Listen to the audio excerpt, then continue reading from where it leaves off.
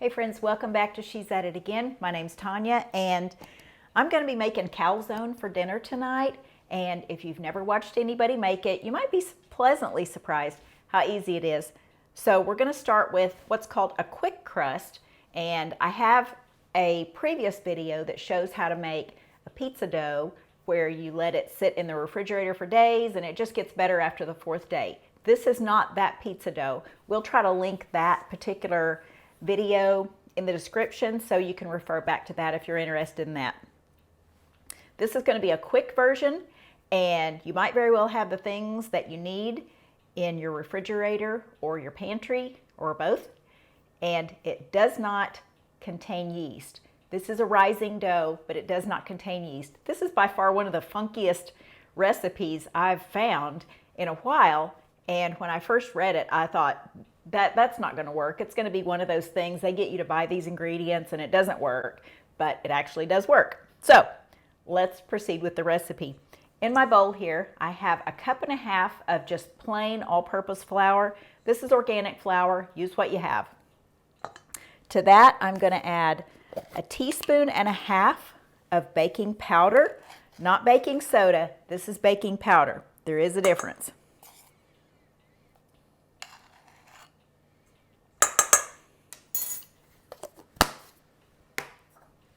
3/4 teaspoon of salt. I use pink Himalayan salt, but use what you have.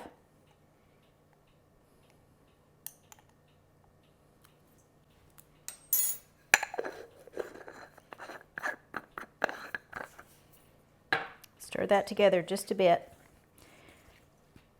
And our secret ingredient that kind of performs the magic in this is 7 ounces of Greek yogurt. Now you can buy the individual containers of Greek yogurt. Make sure it is not a sweetened yogurt.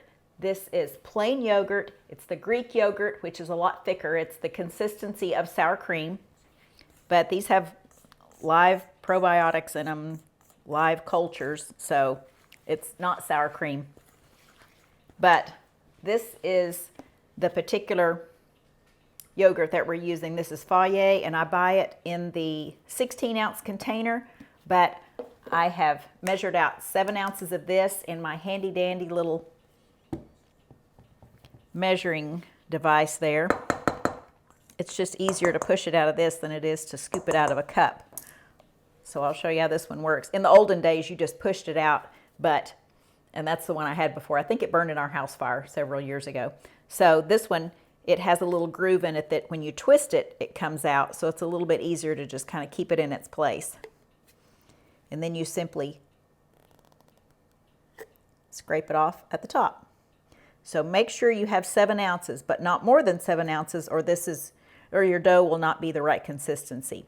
We want a dough that's easy to handle, but not crumbly dry and not sloppy wet where it's just getting all over the place. So we're just going to stir this together until it's fully mixed up and it'll form a dough.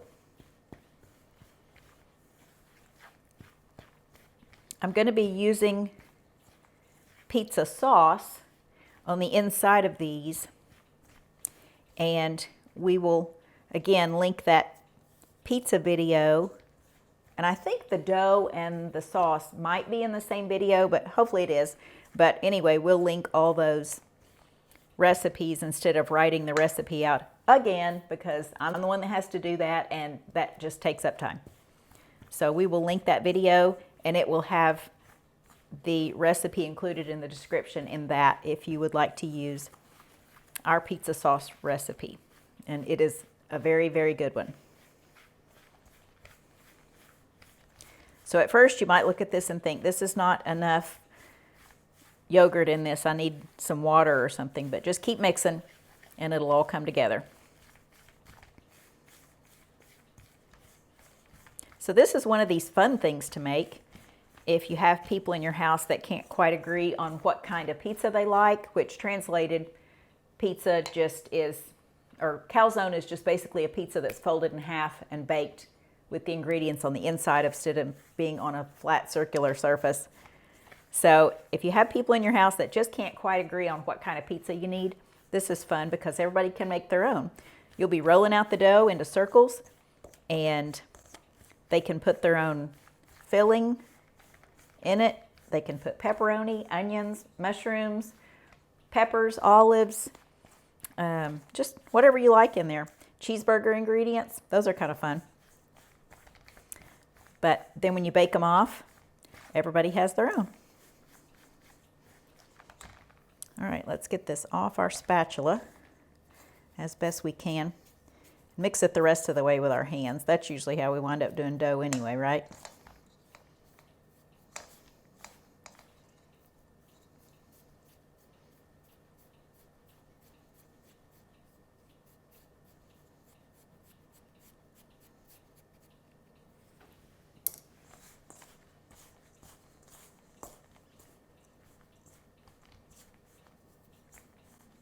I can't honestly say that a blind taste test in this and the other pizza dough that I would actually know the difference right off the bat. This seems to have a little bit of a different taste, and it's not offensive at all. It is a fabulous taste. The Greek yogurt just tastes absolutely fabulous in this. It really is a very good flavor, but the texture of it is just surprisingly light, and it performs as well as the regular pizza dough that I make that just has flour, a little bit of oil, salt, a little bit of honey, and yeast in it. So this is a great way to go as long as you have the Greek yogurt.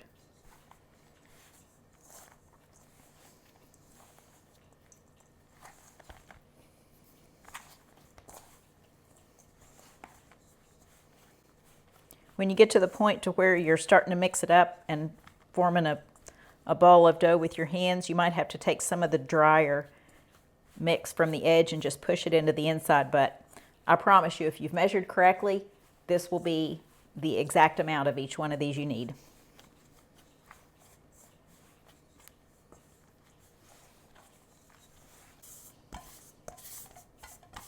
All right, my bowl has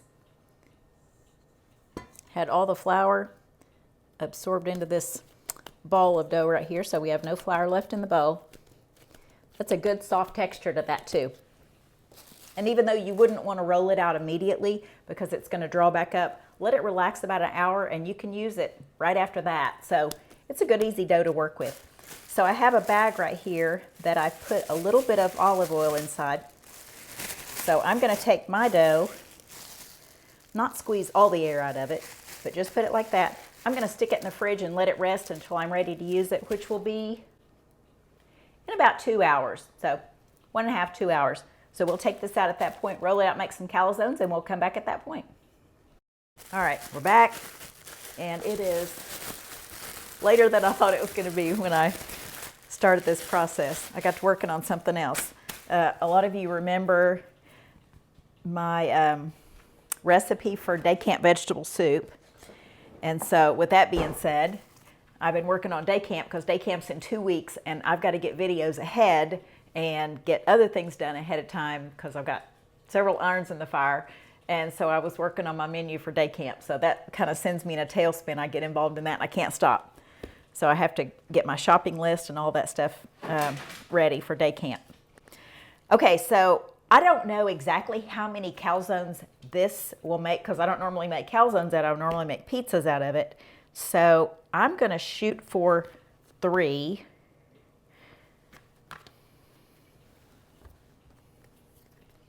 And we'll see what that does. Got a little bit of flour on my countertop.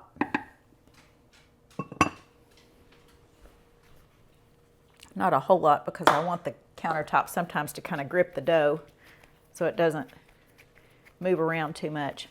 I'm going to put these on, I'll put them on a pan, but I have my pizza stone out there in the sunroom in the little oven, and it's preheating. I have it set to 450. So I want the stone to get super hot. I don't care as much about the oven getting hot, which I want the oven hot, but I don't care as much about the oven getting hot as I want that stone to be super, super hot. When I put that stone on there, I want it to start crisping that dough up. I do not like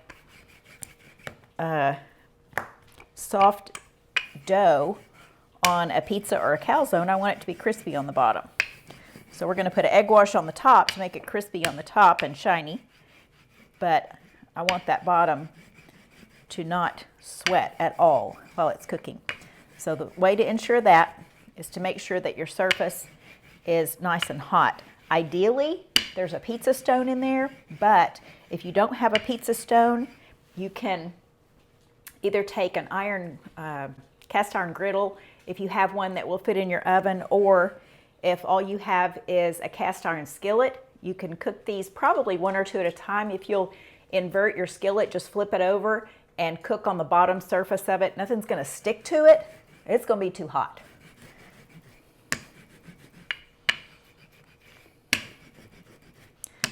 So if you thought you didn't have a pizza stone and yet you have a cast iron skillet, you actually have a good pizza stone.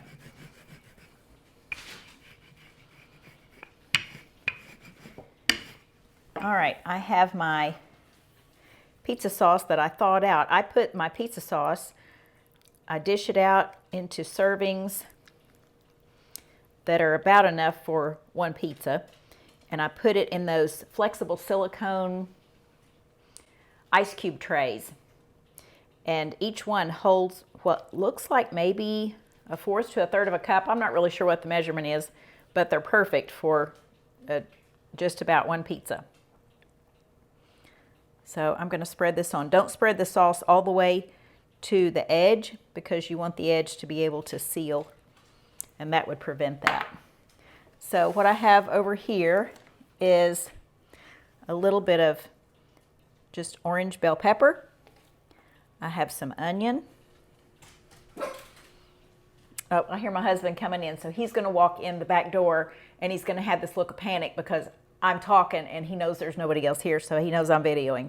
He tries so hard to stay out of the videos, but yet sometimes he'll tiptoe through the kitchen like he's so stealth and nobody knows he's there. So it's kind of funny. But he edits these, so he may edit all this out. I don't know. All right, so I have fresh mushroom, although I actually prefer canned mushrooms, but they're a little hard. Organic ones are kind of hard to find in our area. All right, and I have some pepperoni. I want to show you the brand of this pepperoni, and I hope you can see this on this camera, but this is Applegate Naturals, and it's uncured. Keyword being uncured. It doesn't matter if you get beef, pork, whatever, as long as it's uncured. That means there's no nitrates and nitrites in it, and it's a lot safer than if it did have that in it. Okay, that should be enough for that. And of course we want our mozzarella. Now I have fresh mozzarella, and you can get this in packages at most stores. It's just a lot softer. It cooks a lot better, I think. Just the texture of it is super smooth. And this is supposed to be in slices, but they're kind of mushed together because they were in my garage refrigerator. I'm not sure how they got mushed together, but they did. But that's okay because we're going to tear them apart anyway.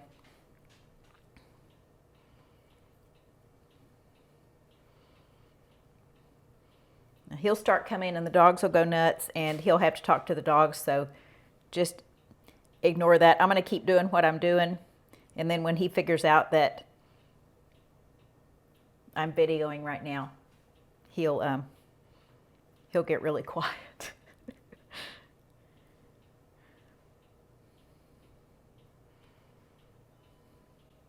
Okay, so you don't want to put too much on there because you want to be able to close your dough.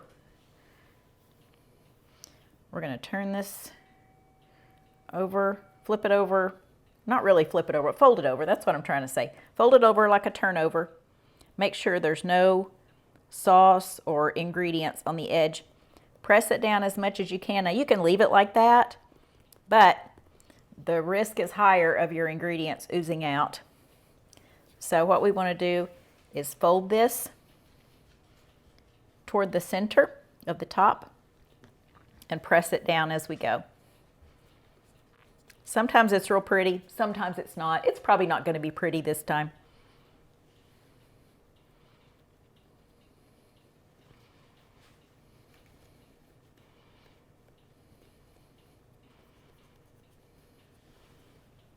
And if you have a knife, cut about 3 little slits in the top of it just for steam to escape. Otherwise, the pastry puffs up really big. Okay, put that on there. Got one done. And let's do the other 2.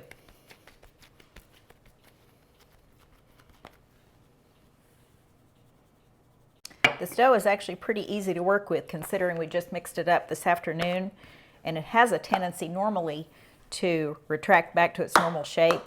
It doesn't give that much, but this, for some reason, I don't know if it's the acid in the yogurt or what it is, but this dough just does really, really well.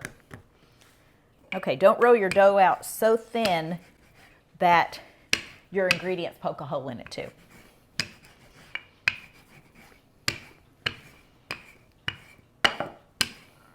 Like I said, use whatever ingredients you want. If you'd rather have sausage or ground beef, onions, just whatever. It's all fair game in this.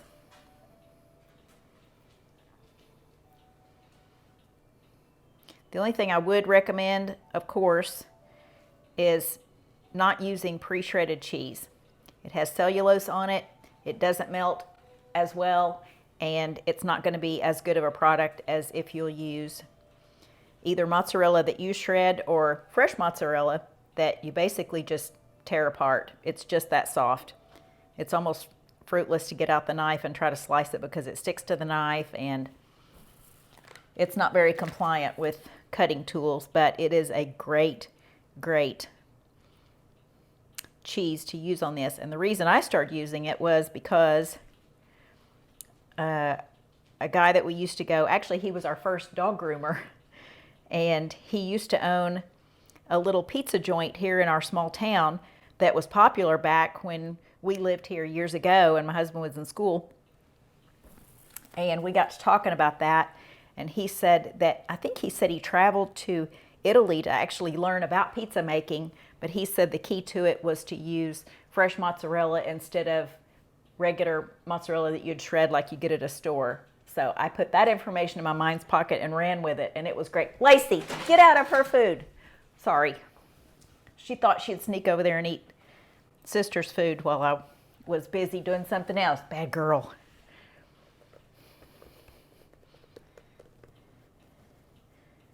It's like running a daycare and trying to cook at the same time. Okay, again, fold the edge up over after pressing it down. Kind of roll that edge around with your fingers if you can, just to keep the ingredients in.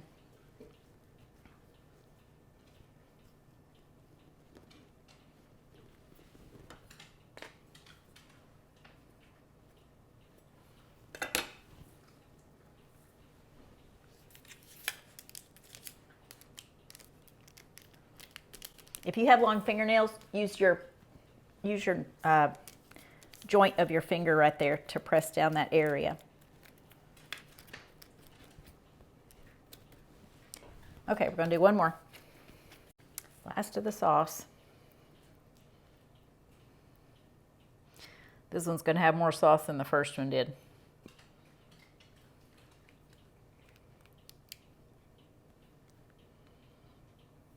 Apparently a lot more.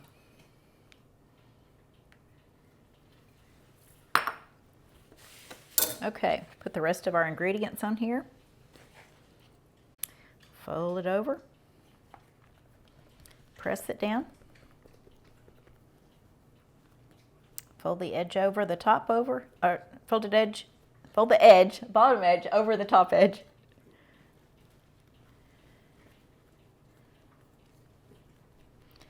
Push down again to seal it.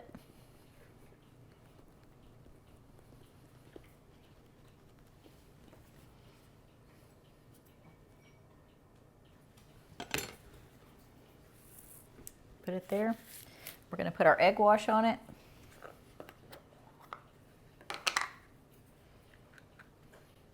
And I'm not necessarily beating this egg, just doing the egg white on it should be enough.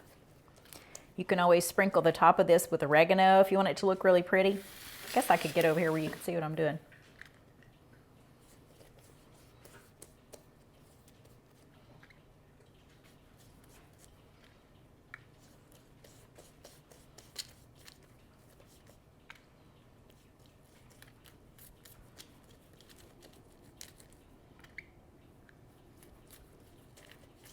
You could put garlic salt on top of this if you'd rather have the flavor of that.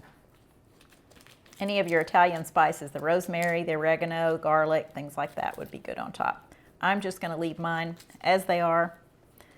I'm going to be trying to get these on that pizza stone without burning my hand.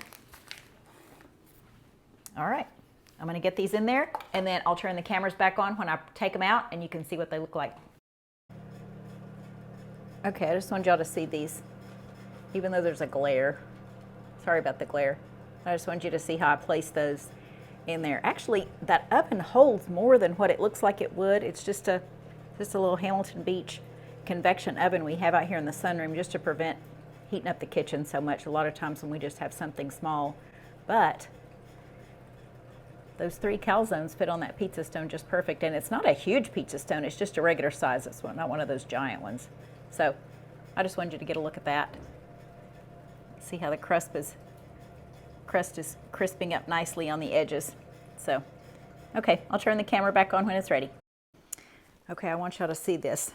I'm not too proud to show you goof ups when it happens. It's just I had to hurry up and get it out of the oven into here because I didn't want this cheese running down on the heating elements in that little oven and making a mess out there. But obviously there was a hole in it somewhere and my cheese started coming out, but that's okay. These are still going to taste good. But I wanted you to get a look at these in their finished product. There's our 3 little calzones we're going to have for dinner. So if you want a fast pizza crust and you need it that day and not have to wait 4 days like our other one, then this is a good one to try because the flavor really is truly fabulous. So hope y'all enjoyed the video. Look forward to sharing something with you again next time. Thanks for spending time with us.